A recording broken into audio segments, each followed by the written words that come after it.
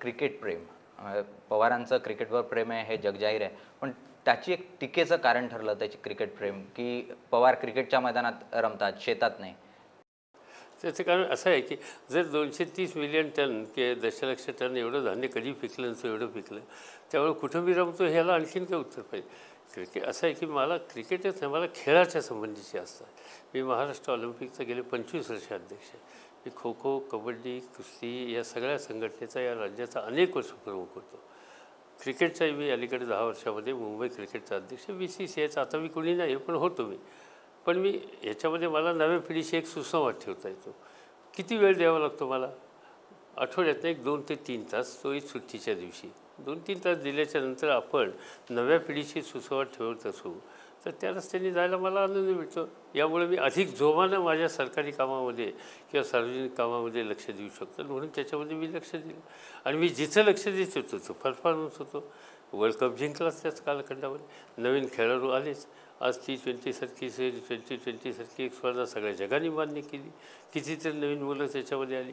अनेक जुन्या खेळाडूंना पेन्शनसारखे अनेक योजना झाल्या आहेत. आज त्यांचा आणि इन्फ्रास्ट्रक्चर सुधारण्याचं काम संबंध देशामध्ये सुरू झालेलं आहे. तर असं आहे की या सगळ्या खेळाच्या किंवा सांस्कृतिक क्षेत्रामध्ये आपला हातभार असला पाहिजे. उगाच काहीतरी त्या संबंधीचे क्रिकेट मंत्री वगैरे म्हणणं हे अपरिपक्वता आहे. मग ते गडकरी म्हणून नाही तर ते तुमचे ठाकरे म्हणून. अख्खा महाराष्ट्र तुम्हाला पंतप्रधान पदाचे उमेदवार म्हणून पाहतोय, मात्र उद्धव ठाकरे म्हणतात ज्याला कृषी मंत्रालय सांभाळता आलं नाही तो देश का सांभाळणार. त्याचं कारण असं की त्याला कृषीची माहिती नाही.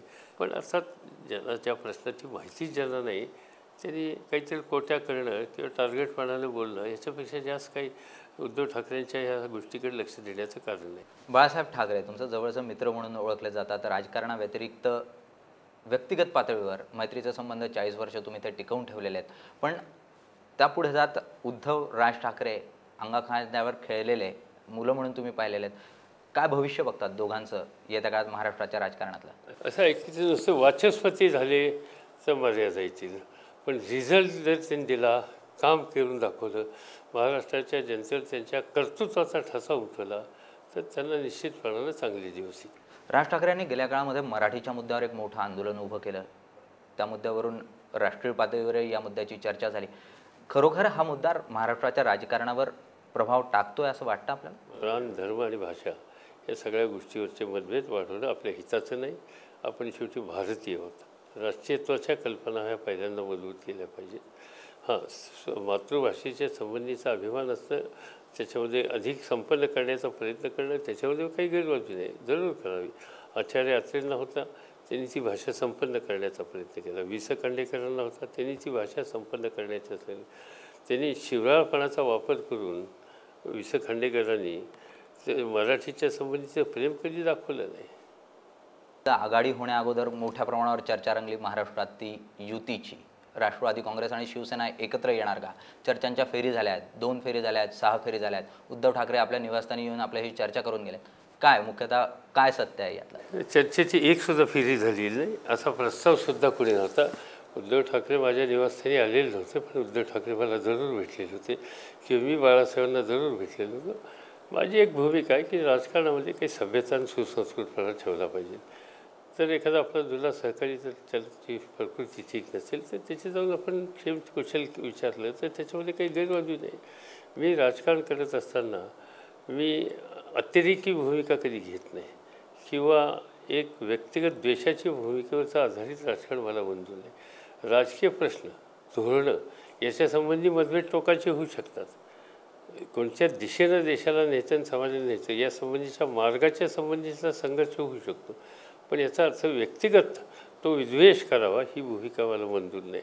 आणि आज जर तुम्ही निवडणूक बघितली महाराष्ट्राच्या पुरती स्थितीत तर आज राष्ट्रवादी काँग्रेस पक्ष आणि व्यक्तिशः मी याच्यावर सगळ्यात जास्त हल्ला, व्यक्तिगत हल्ला जसा भाजपचा आहे त्यापेक्षा कितीतरी अधिक शिवसेनेचा आहे. आणि याच्यातून एक गोष्ट स्पष्ट होते की त्याच्यामध्ये अशा प्रकारची कुठलीच भूमिका नव्हती. त्याचबरोबर उद्धव ठाकरे यांनी गेल्या काळात सभामध्ये थेटपणे अजितदादांवर असो किंवा तुमच्यावर असो व्यक्तिगत पातळीवर जाऊन टीका करताना पाहायला मिळाले. तुम्ही राजकीय संस्कृतीबद्दल बोलतायत. नव्या पिढीमध्ये ही संस्कृती कुठे ना कुठे लयाला जाते असं वाटतं तुम्हाला? असं नाही, अपरिपक्वता आहे अजून. ते म्हणजे परिपक्वता जेवढी हवी तेवढी नाही आहे. बाळासाहेब सुद्धा चेष्टा करतात किंवा टीका करतात, काही सभ्यतेने पळतात, त्यांच्या वयाला काही गोष्टी शोभणार नसतात. पण उद्धव ठाकरे त्यांचं कॉन्ट्रीब्युशन काय महाराष्ट्रामध्ये, त्यांनी काय आत्तापर्यंत योगदान केलं? त्यांना अजित पवार समजा 20 वर्ष निवडून तर येत आहेत, त्यांनी काही उभं केलेलं आहे, अनेक प्रोजेक्ट राबवलेले आहेत, विधिमंडळामध्ये आणि प्रशासनामध्ये आपलं हे केलेलं आहे. यांनी एक गोष्ट महाराष्ट्राच्या हिताच्यासाठी उभी केलेली दाखवावी. वडिलांची पुण्याई असेल आणि त्याचा पाठिंबा मिळालेला असेल, ठीक आहे, तुम्ही ते चालवतात. पण शेवटी स्वतःचं मेटलं कुठतरी पूर्ण केलं पाहिजे ना, स्वतः काहीतरी कॉन्ट्रीब्यूट केलं पाहिजे ना. महाराष्ट्रात तो ठसा स्वतःचा उमटला पाहिजे. मी यांचा मुलगा म्हणून हा ठसा कायमचा उमटत नाही, काहीतरी केलं पाहिजे. अगदी आता उद्या सुप्रिया या ठिकाणी काम करायला आली, ठीक आहे, माझी मुलगी म्हणून तिला नक्की फायदा मिळाला असेल. पण तलासरीमध्ये येऊन आदिवासी मुलींच्यासाठी ती शाळा चालवते, किंवा भटक्या विभक्तांच्या ठिकाणी लक्ष्मण मानेच्या बरोबर 10-15 ठिकाणी ती शाळा गेल्या बऱ्याच वर्षापासून चालवते, किंवा स्त्रियांचे सबलीकरणाच्या कार्यक्रमामध्ये लक्ष द्यायचे. काहीतरी लहान तरी कॉन्ट्रीब्युशन आहे. हे कॉन्ट्रीब्युशनसुद्धा ज्यांनी केलेलं नाही, किंवा ते कॉन्ट्रीब्युशन करण्याची कुवत आहे हे सुद्धा महाराष्ट्राने पाहिलेलं नाही. त्यांनी मोठी भाषा वापरायची, हे हास्यास्पद आहे, अपरिपक्वता. याच्यापेक्षा जास्त मला काही त्याच्यावर भाष्य करायचं.